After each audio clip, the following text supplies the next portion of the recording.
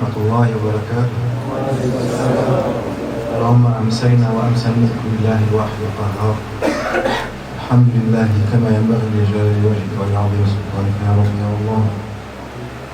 الحمد لله حمدا يوافي نعمه ويكافئ مزيده يا ربنا لك الحمد. اللهم لك الحمد أولا وأخيرا وظاهرا وباطنا يا رب العالمين. اللهم صل على سيدنا محمد طب القلوب ودوائها وعافية الأبدان وشفائها ونور الأبصار والبصائر وضيائها وروح الأرواح وغذائها وبارك وسلم تسليما كثيرا. كلما ذكرك الذاكرون وغفر عن ذكر الغافلين وعلى آله الطاهرين الطيبين وعلى أصحابه أجمعين وعلى أزواجه أمهات المؤمنين وعلى ذريته إلى يوم الدين. أمسينا وأمسى الملك لله الواحد القهار. اللهم إنا نشهدك ونشهد حملة عرشك وملائكتك وخلقك أجمعين أنك أنت الله الذي لا إله إلا هو لا شريك لك، وأن سيدنا محمدا صلى الله عليه وسلم عبدك ورسولك صلى الله عليه وسلم. رضينا بالله ربا وبالإسلام دينا وسيدنا محمد صلى الله عليه وسلم نبيا ورسولا. ورضينا بالله ربا وبالإسلام دينا وسيدنا محمد صلى الله عليه وسلم نبيا ورسولا. رضينا بالله ربا وبالإسلام دينا وسيدنا محمد صلى الله عليه وسلم نبيا ورسولا. وبالقرآن إماما وبأمة سيدنا محمد صلى الله عليه وسلم إخوانا وبالكعبة قبلة. يا رب تقبل منا واغفر لنا وارحمنا وطهرنا تطهيرا ظاهرا وباطنا وحول حالنا على أحسن حال ولا حول ولا قوة إلا بالله العلي العظيم. اللهم ارحمنا فوق الأرض وارحمنا في بطن الأرض وارحمنا يوم العرض عليك يا أرحم الراحمين. ربنا توفنا مسلمين وألحقنا بالصالحين واشفنا واشف مرضانا ومرضى المسلمين وجميع من وصانا واستوصانا بدعاء الخير وارحمنا وارحم موتانا وموتى المسلمين. لا إله إلا أنت نستغفرك ونتوب إليك. صلى الله على سيدنا محمد وعلى آله وصحبه وسلم. سبحان ربك رب العزة عما يصفون. سلام على المرسلين. الله سبحانه وتعالى كل يوم هو في شأن. Dans Surat Al-Rahman, dit كل يوم هو في شأن. Allah subhanahu wa ta'ala crée sans cesse. Il est Al-Khaliq, Al-Khallaq. Et sa création est ininterrompue sans cesse. Toujours. Et en nous, il y a une création ininterrompue et sans cesse. Les biologistes ont dit que l'organisme humain, par exemple, est constamment en train de mourir et renaître, mourir et renaître. Et les cellules du corps sont perpétuellement, en fait, nouveau-nés, nouvelle-nés. Et l'âge biologique du corps, en fait, n'est jamais plus que 6 mois. Subhanallah. Nous vieillissons, et c'est visible, mais en fait, nous sommes constamment en train d'être recréés. C'est la création d'Allah subhanahu wa ta'ala en nous. Un des signes innombrables qu'Allah subhanahu wa ta'ala nous ordonne d'observer. Il dit « Wa fi anfusihim ayat » les signes en nous-mêmes. Comme par exemple le fait qu'il y a que les cellules du corps, chaque cellule, et il y en a, combien vous pensez de cellules dans le corps humain? Des millions. Il y a 100 milliards de cellules. Allahu Akbar. 100 milliards de cellules, ils ont compté. Ne me demandez pas comment, mais c'est ce qu'ils disent. 100 milliards de cellules dans le corps, et chaque cellule est comme un gouvernement complet et indépendant de l'autre, avec son système, ses réseaux d'information, ses défenses, son armée. Chaque cellule, Allahu Akbar. La création de Allah subhanahu wa ta'ala dans le corps humain et à l'extérieur. Et nous sommes là, nous prenons quelques minutes de notre vie pour faire le zikr de Allah subhanahu wa ta'ala. Mais le zikr de Allah subhanahu wa ta'ala, en fait, à chaque moment, nous devons faire son zikr. Même Par exemple, pour être très simple, par exemple en mangeant, les gens disent Bismillahirrahmanirrahim, Bismillah, ils mangent. Et à la fin du repas, ils disent Alhamdulillah. Un des grands soufis du temps de Imam Ahmad et Abu Daoud, Sahl al-Tustari, il a un tafsir, un des grands tafsirs soufis en fait. Tafsirs soufis, ils ne sont pas très nombreux, vous savez, les grands tafsirs soufis qui sont accessibles. La plupart sont encore manuscrits ou bien encore dans les cœurs de leurs auteurs. Mais Sahl al-Tustari a un tafsir où il a des paroles, Sahl al-Tustari est vraiment très émouvantes. Les paroles des soufis sont très émouvantes. Imam al-Nawawi, dans son livre sur le tasawwuf, qui s'appelle Bustan al-Arifin, le jardin des Arifin, connaisseurs, gnostiques, le jardin des gnostiques, il faut un terme spécial. Il dit, Abu Yazid al-Bistami, parfois quand il parle, on dirait un hadith du prophète, si c'était permis de le dire. Parce que c'est tellement... Izz ibn Abd Salam, quand il entendait Ibn Atta'illah parler, il disait c'est frais du ciel, ça descend fraîchement du ciel. Oui, il se permettait ces comparaisons-là parce qu'il y a un besoin d'hyperbole pour décrire parfois le kalam al-haq, le kalam de Ahl al-haq, le kalam, le discours de ceux qui sont connectés au prophète sallallahu alayhi wa sallam et qui puisent dans le cœur du prophète sallallahu alayhi wa sallam leurs paroles. Cela, ils représentent le Coran dans leur temps. Ils ont hérité cette connaissance du Kana Khuluquhu al-Quran. Ils ont hérité cela du saint prophète sallallahu alayhi wa sallam par leur silsila, par leur chaîne de transmission. Et ça, le Tustari disait, une de ses paroles, il disait les gens, quand ils mangent, ils sont divisés en 3 catégories. Ceux qui n'ont aucun rappel de Allah subhanahu wa ta'ala. Ils mangent comme des animaux. Ils mangent, ils sont contents.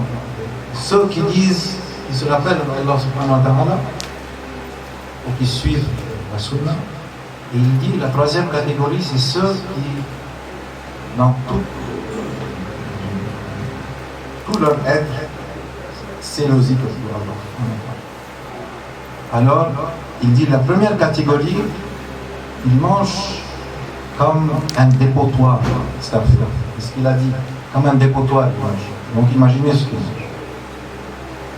La 2e catégorie, ils mangent le halal pur et nutritif. Parce qu'ils disent Bismillah au début et ils disent Alhamdulillah à la fin. Et tout ce qui est entre les deux est pur, nutritif et béni. Et la 3e catégorie, ceux qui à chaque souffle, à chaque salive, à chaque moment, à chaque regard, parce qu'il y a aussi une question de regard quand on mange, même voir. Et vous savez, comme les pays francophones qui sont reliés à la culture française savent ça mieux que les autres, parce que les Français, ils aiment beaucoup leurs estomacs. Ils ont appris cela au monde. Donc, mais c'était un des plaisirs halal aussi que Dieu a permis. De préparer une chose bonne, belle, quand on la présente aux gens, et quand elle est halal et bonne et belle, zahiran wa batinan. Donc, disent cela, ils se rappellent de Allah subhanahu wa ta'ala à chaque bouchée et à chaque geste, quand ils prennent leur bouchée, ils la mettent dans leur bouche et la mâchent et la valent. Toujours Allah, Allah, Allah, Allah. Il a dit cela, ils mangent de la lumière, ils mangent du nour. La nourriture, c'est le nour. Et c'est une parole très importante que sûrement vous, les hafiz de Coran, savent encore mieux que nous que l'étudiant du Coran doit faire très attention à ce qu'il mange halal parce que ça influe et ça change son état spirituel et sa capacité de remémorer, d'apprendre et de conserver aussi la mémoire du Coran qui est entièrement nour.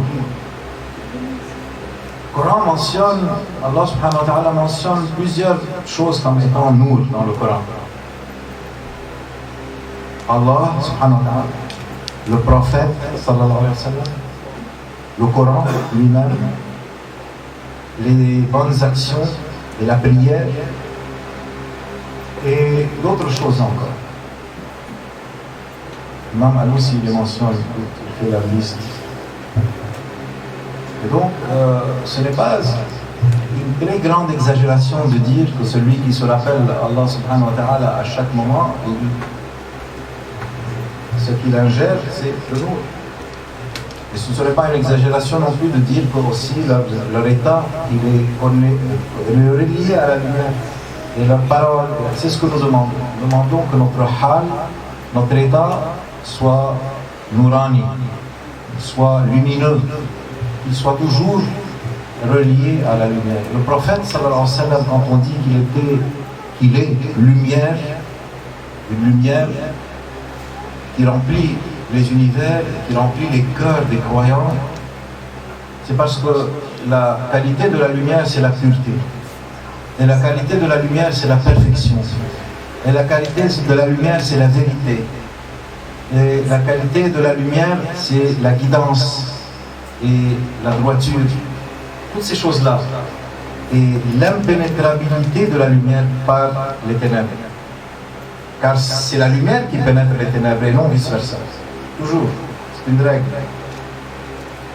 Et donc, le prophète sallallahu alayhi wa sallam incarne toutes ces qualités. Et comment les décrire par un seul terme?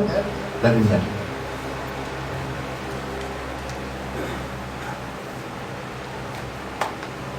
Inch'Allah, dans quelques heures ou bien demain, Inch'Allah, si Dieu nous prête vie, nous parlerons du ilm al-ghaib du prophète sallallahu alayhi wa sallam. Un des aspects de ce ilm al-ghaib qui le caractérisait, c'était parfois il dévoilait que Allah lui avait donné de lire dans les cœurs.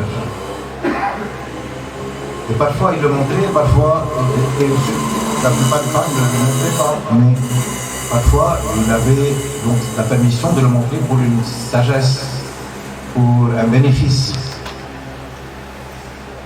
Et une de ces sagesses et de ces bénéfices et de ces raisons qu'il le montrait, c'était pour raffermir la foi dans le cœur de cet homme, de cette femme, de cette personne.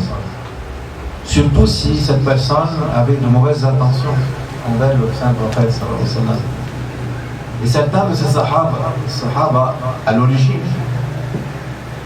n'étaient pas des sahaba à l'origine, ils étaient des ennemis du prophète sallallahu alayhi wa sallam qui le combattaient.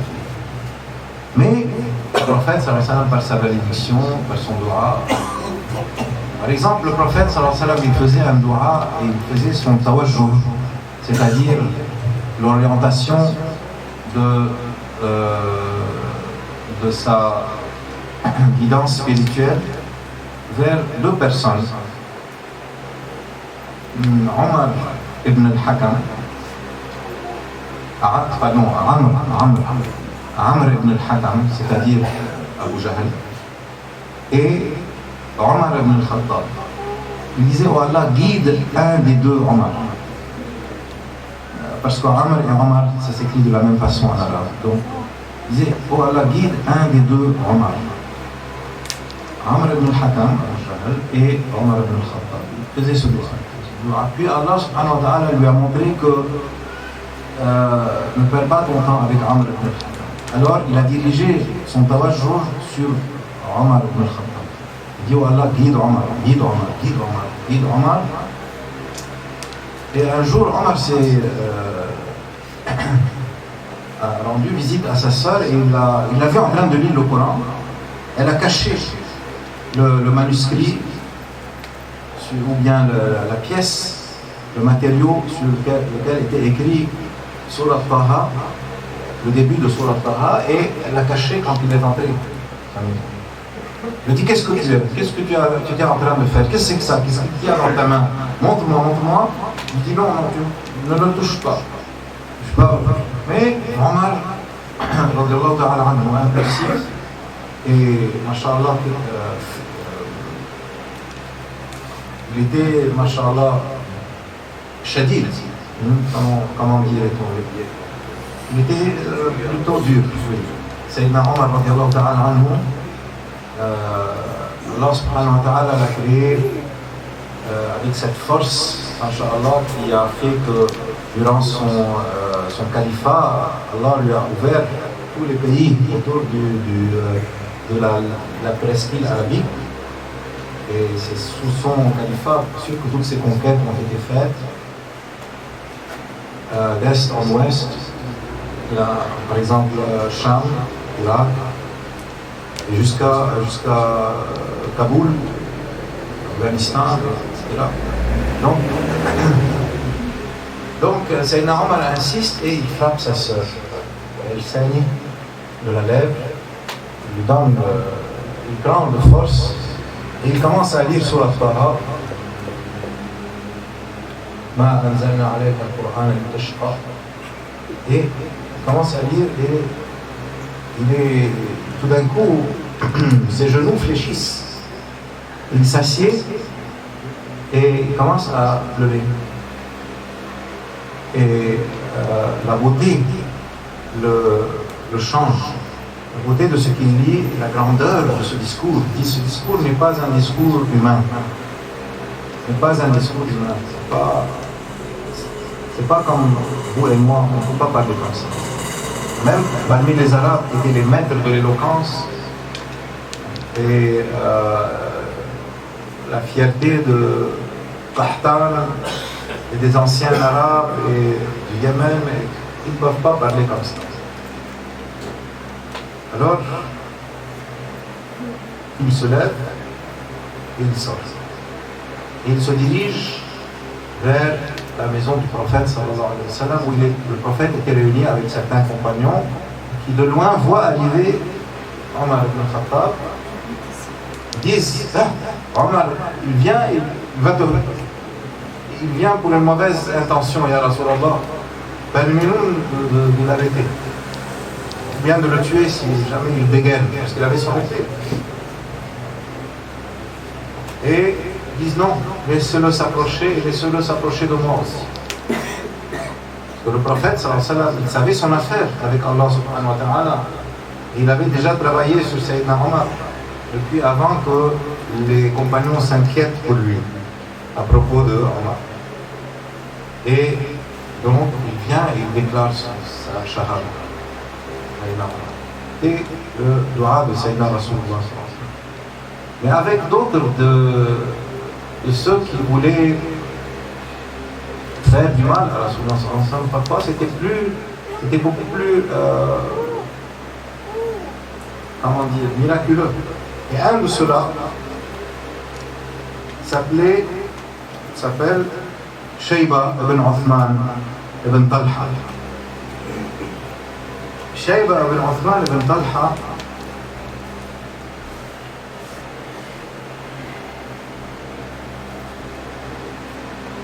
lui-même raconte comment il est devenu musulman. Il a dit, la nuit où le prophète sallallahu alayhi wa sallam est entré à la Mecque et qu'il a conquis la Mecque, je me suis dit, je vais me retirer avec les Quraysh et les Hawazin à Hunayn. Et je me suis dit, à la bataille de Hunayn, je vais essayer de m'approcher du prophète sallallahu alayhi wa sallam et l'assassiner. Pendant la bataille de Hunayn. La bataille de Hunayn qui a pris lieu donc, après la conquête de Makkah al-Mukarrama. Il dit, je vais m'approcher de lui, je vais trouver un moyen de m'approcher de lui et je prendrai donc la revanche et je me vengerai pour tout Quraysh contre le prophète. Et je me disais, et c'est lui qui raconte, je me disais, il n'y a plus personne, même s'il n'y a plus personne parmi les Arabes et les non-Arabes, sauf tous sont devenus musulmans, moi jamais je ne pardonnerai à Muhammad, il disait. Donc il va à Hunayn et il participe à la bataille et il remarque que le prophète sallallahu alayhi wa sallam, à cause de l'action dans la bataille, a été obligé de descendre de sa mule. Et en passant, ce détail que le prophète sallallahu alayhi wa sallam combattait sur une mule montre son courage parce que la mule est difficile à contrôler. Et que personne ne se battait monté sur une mule, mais plutôt sur un cheval, ou bien mais pas sur une mule. Le prophète sallallahu alayhi wa sallam a été à Hunayn sur une mule. Donc il descend de sa mule. Alors Talha, Shayba ibn Uthman dit, j'ai dégainé mon épée et j'ai commencé à m'approcher pour assassiner le prophète sallallahu alayhi wa sallam. Il a dit, j'ai levé mon épée, j'étais prêt à frapper, j'étais presque devant lui pour le frapper, et tout d'un coup, j'ai vu devant moi une fournaise de feu. Et une fournaise de feu qui me paraissait comme des éclairs devant moi. Et ils m'ont presque carbonisé. J'ai senti la chaleur du feu qui était très proche de moi, un feu intense.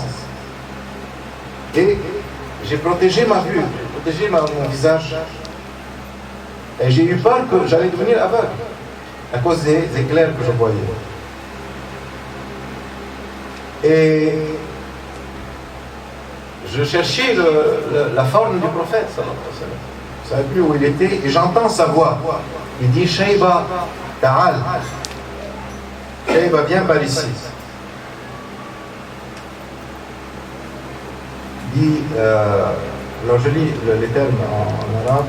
فوضعت يدي على بصري خوفا عليه فالتفت إلي رسول الله صلى الله عليه وسلم فناداني يا شيب أدنو approche-toi de moi أدنو فدنوت منه. Donc je me suis approché de lui docilement. C'est un homme différent qui s'approche. Il n'est plus l'assassin, il ne se contrôle plus, il ne sait plus ce qui lui arrive. فدنوت منه فمسح صدري. Alors il a passé sa noble main sur ma poitrine comme cela. فمسح صدري. فمسح صدري. Qu'est-ce qu'il y a à dire?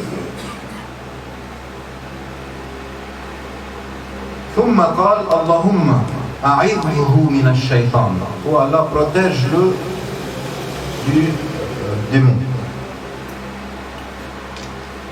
Alors à ce moment-là, Othman dit فوالله لهو كان ساعة إذن. Instantanément, je jure par Dieu que instantanément le prophète est devenu أحب إلي من سمعي وبصري ونفسي. Il est devenu plus précieux pour moi que mon ouïe, que ma vue et que ma vie. Instantanément, dans mon cœur est entré un amour immense, tellement immense pour le prophète sallallahu alayhi wa sallam, que je me suis senti aimer le prophète plus que tout au monde et plus que ma vie et mes sens. وَأَذْهَبَ اللَّهُ مَا كَانَ فِي نَفْسِي. Allah subhanahu wa ta'ala a enlevé tout ce qu'il y avait dans mon cœur, tout ce qu'il y avait dans ma conscience, ces intentions. Parce que le doigt du prophète dit Allahumma a'idhu min ash-shaytan. Donc ça venait de la waswasa du shaytan. Fais cela et tu te vengeras et cela et donc mais observez le geste du prophète qu'il a mis sa noble main sur la poitrine, et ce geste est très très très fréquent dans la sunna venant du prophète. Il y a beaucoup de ces gestes là et parfois ce n'est pas doux, parfois c'est presque violent. ça poussait, parfois dans le dos aussi, le prophète sallallahu alayhi wa sallam. Et parfois il faisait cela pour un autre but, pas seulement un but protecteur, mais par exemple pour que quelqu'un se tienne mieux sur son cheval. Le prophète, par exemple, a dit à Osama, l'ami à Osama bin Zayd, l'ami aux commandes d'une armée, de l'armée des musulmans, et Osama lui dit, Ya Rasulallah, je ne suis pas un très bon cavalier, comment je vais commander toute une armée? Alors à ce moment-là, le prophète sallallahu alayhi wa sallam a mis sa main sur sa poitrine, il a dit, oh, Allah, affermis-le sur sa selle. Après cela, il était un excellent cavalier. Donc, pas seulement pour la protection, mais ce geste est très fréquent. Et donc, la conséquence est que tout ce qu'il y avait de négatif a disparu, tout ce qu'il y avait de positif est devenu luminescent comme une grande lumière dans son cœur. Et le prophète immédiatement lui dit Udnu faqatil bi nafsi. Udnu faqatil. Udnu faqatil. Approche-toi et combat avec nous. Et Othman dit ولو لقيت تلك الساعة أبي لو كان حيا لأوقعت به السيف. Si jamais mon propre père était encore vivant et qu'il était devant moi sur le champ de bataille, j'aurais descendu l'épée dans lui. C'est-à-dire je l'aurais tué pour protéger le prophète sallallahu alayhi wa sallam. Donc l'amour que le prophète sallallahu alayhi wa sallam nous commande en tant que croyants, d'aimer le prophète plus que père, mère et plus que soi-même, cet amour-là a été entièrement réalisé dans Othman ibn Shayba, instantanément à ce moment-là. Et il l'a vu, il l'a témoigné dans son propre cœur, il avait cet amour en lui, Masha'Allah. Et c'était grâce au doigt du prophète sallallahu alayhi wa sallam. Mais ce qui avait précédé cela, c'est que le prophète avait lu dans son cœur son intention. Il savait très bien pourquoi il venait et qui venait. Et ce n'est pas le seul, il y en a eu d'autres. L'un d'entre eux, par exemple, a fait un pacte avec d'autres kuffars de Quraysh qu'il irait tuer le prophète sallallahu alayhi wa sallam à Madina et qu'en échange, toutes ses dettes seraient payées et que cet homme qui restait à la Mecque s'occuperait de toute sa famille. Safwan. Masha'Allah. Et Safwan elle a trempé son épée dans le poison. Il est venu avec son épée à Madina Munawwara. Et le prophète sallallahu alayhi wa sallam lui a dit Ya Safwan, quelle est ton intention? Pourquoi tu viens? Il dit Ya Rasulallah, je viens simplement pour te rendre visite. Il dit Ya Safwan, quelle est ta véritable intention? Pourquoi tu viens? Il dit pourquoi je viens Ya Rasulallah, mais après tout, j'ai certains de mes proches sont prisonniers. Donc je viens pour eux. Bon, Ya Safwan, pourquoi tu viens saint de ton épée? Porte ton épée. Alors, il ne savait plus quoi dire en fin de compte parce que le prophète, visiblement, n'acceptait pas sa réponse. Alors il lui dit en fin de compte, Safwan, approche-toi. Et il met sa main sur sa poitrine et la même chose. Safwan fond et le Safwan ancien disparaît, le Safwan nouveau est né sous la main du saint prophète sallallahu alayhi wa sallam et il est devenu entièrement au pied de Rasulullah. Il admet toute son intention, il dit Rasulullah, c'est ce que je vais faire, mais je demande pardon à Dieu et je demande pardon au prophète. Le prophète l'a accepté. Un autre, une fois, faisait le tawaf après la conquête de la Mecque. Et donc, en toute apparence, c'était un musulman. C'est-à-dire, il avait déclaré, et dans son cœur, il avait toujours cette intention d'assassiner le prophète, sallallahu alayhi wa sallam. Et il faisait le tawaf et il s'approchait de plus en plus à chaque tawaf du prophète, sallallahu alayhi wa sallam. Il avait un poignard qu'il escomptait et qu'il comptait utiliser contre le prophète, sallallahu alayhi wa sallam. Quand tout d'un coup, le prophète s'est retourné. Et il l'a appelé par son nom. Il lui a dit, oh, Fulan, tu es là? Ya Rasul. Alors il lui dit, qu'est-ce que tu te disais juste maintenant? Qu'est-ce que tu te disais à toi-même? Ya Rasulallah, je faisais le zikr. Je priais Dieu. Rasulallah sallallahu alayhi wa sallam, il lui sourit comme ça. Subhanallah, imaginez-vous un homme qui va assassiner le prophète devant la Kaaba et qui ment et qui prétend qu'il faisait le zikr devant la Kaaba et devant le prophète sallallahu alayhi wa sallam. Et le prophète sallallahu alayhi wa sallam lui sourit. Il sourit de toutes ses dents et lui dit approche-toi, viens. Et il met la main sur son cœur et même chose, cet homme-là fond en larmes. Il dit ya Rasulallah, demande pardon à Dieu pour moi. Demande pardon à Dieu pour moi. Telle était la rahma du saint prophète sallallahu alayhi wa sallam. Quand il demandait à Dieu, Allah subhanahu wa ta'ala lui donner.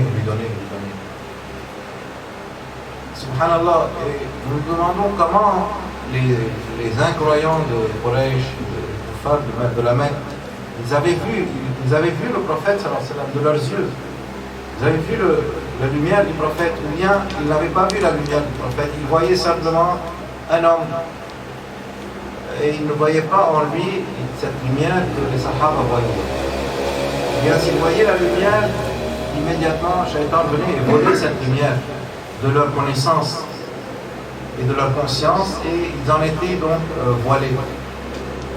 Allahu a'lam. Mais, subhanallah, même les pierres et même les animaux lui donnaient leur salam. ألا تعلم أن الله يسبح له ما في السماوات والأرض كل علم صلاته وتسبيحه. Chacune de ces cellules du corps sait et comprend sa salat et son tasbih. Sa salat sur le prophète et son tasbih sur Allah subhanahu wa ta'ala. Et le zikr des awliya Allah amène et élève jusqu'à ce que chaque cellule du corps et tout ce qui est à l'intérieur de chaque cellule, et chaque micro-élément de chaque cellule fait le zikr de Allah, Allah, Allah, Allah, Allah, Allah. Tout l'élément, toute cette création-là fait le zikr de Allah et rejoint le tasbih de toute chose. Rejoint le tasbih de toute chose. À ce moment-là, la lumière qui baigne la création d'Allah subhanahu wa ta'ala, Inch'Allah, est visible. Elle est visible et voilà la réalité des choses, et voilà le haqq, la haqiqa de la création d'Allah. Et la création d'Allah est parfaite. C'est-à-dire qu'il ne peut pas y avoir quelque chose d'imparfait que Allah subhanahu wa ta'ala le crée. Toute la création d'Allah subhanahu wa ta'ala donc. Mais la sagesse d'Allah subhanahu wa ta'ala fait que nous voyons, nous séparons les choses et qu'il y a le rida d'Allah et le rejet d'Allah subhanahu wa ta'ala. Et le rida d'Allah est pour l'iman et pour le khair, et Allah n'accepte pas le kufr, il n'accepte pas le munkar. Pour ça donc nous disons avec Rasulullah sallallahu alayhi wa sallam, comme il nous a appris, Allahumma inna nas'aluka fi'ala al-khayrat. Nous te demandons, Ya Rabbi, de nous inspirer, de faire le bien, et que toute notre personne, et que tous nos actes, nos pensées et nos paroles, et toutes nos orientations soient toujours vers le bien. Parce que toujours, à chaque moment de notre vie, nous avons ce choix entre tout ce que le prophète sallallahu alayhi wa sallam aime et tout ce que Allah aime, et ils sont présents et nous voient, et nous, si nous savons cela, alors nous disons, Ya Rabbi, j'ai honte de faire quoi que ce soit sauf ton bon plaisir. Donc, oh Allah, donne-nous ton bon plaisir et inspire-nous les actes qui obtiennent ton bon plaisir. Allahumma inna nas'aluka fi'al al-khayrat wa tark al-munkarat, et que nous abandonnions le munkar dans nos vies. Et si le munkar nous poursuit, parce que dans la vie d'un homme moderne dans cette vie est entourée de munkar. Subhanallah. Et parfois, quand on veut s'en éloigner, c'est impossible parce que ça fait partie de la structure professionnelle ou familiale ou logistique de son travail, de sa vie à la maison. Comme par exemple, la télévision.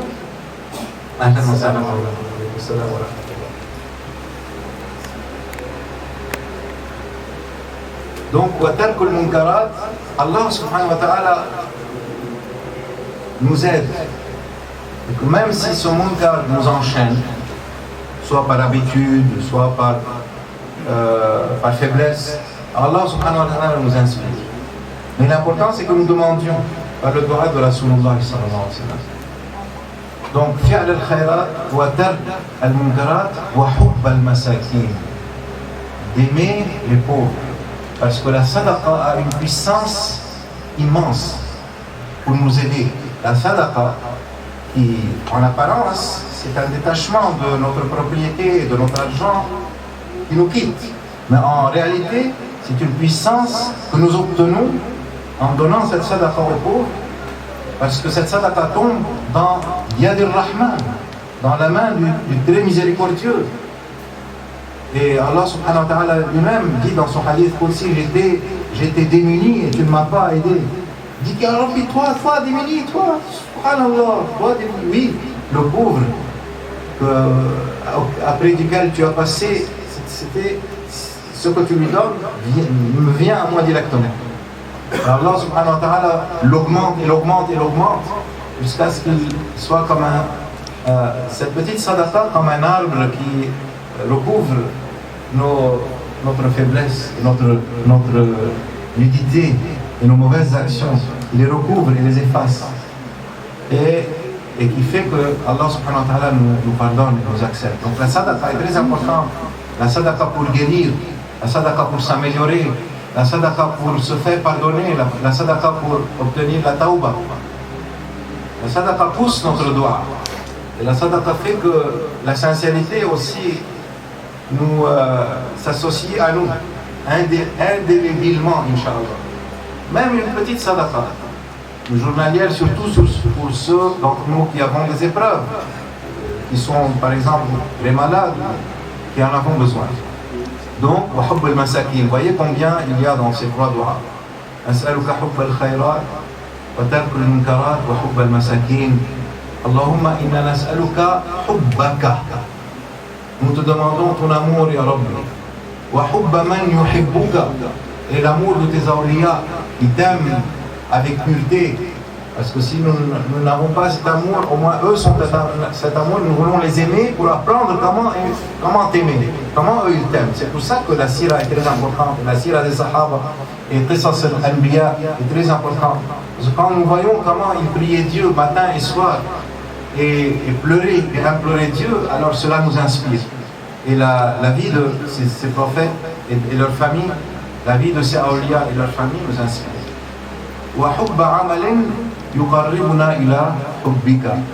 Et l'amour de toute action qui nous rapproche de ton amour. Et toujours vers l'action, vers la fin. Parce que nous sommes des gens d'action, Inch'Allah. Et voilà, tout le tasawwuf, en fait, est fondé sur l'action. Et non sur les discours. Et la première des actions, bien sûr, du croyant, c'est de dire La ilaha illallah Muhammadun Rasulullah sallallahu alayhi wa sallam.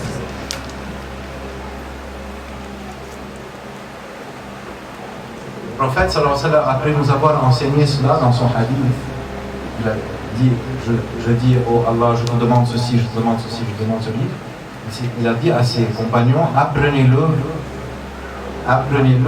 lisez ce doigt et apprenez-le. Donc, Inch'Allah, il est important. Il est important car il nous aide. Ya Rabbi, pardonne-nous, Ya Rabbi, corrige-nous, Ya Rabbi, réforme-nous, Ya Rabbi, augmente notre amour pour toi et pour ton saint prophète et pour ceux qui t'aiment et pour ceux que tu aimes, Ya Rabbi. Et garde-nous avec eux dans ce monde et dans l'autre. Dans ce monde, dans cette vie et à la mort et dans notre tombe et à la résurrection, Ya Rabbi. Que nous soyons toujours avec Awliya. Ala inna awliya Allah la khawfun alayhim wa lahum yahzanun. Vraiment et en vérité, amis dont Allah subhanahu wa ta'ala est saint ne craignent rien et ne sont jamais inquiets, ni dans ce monde ni dans l'autre.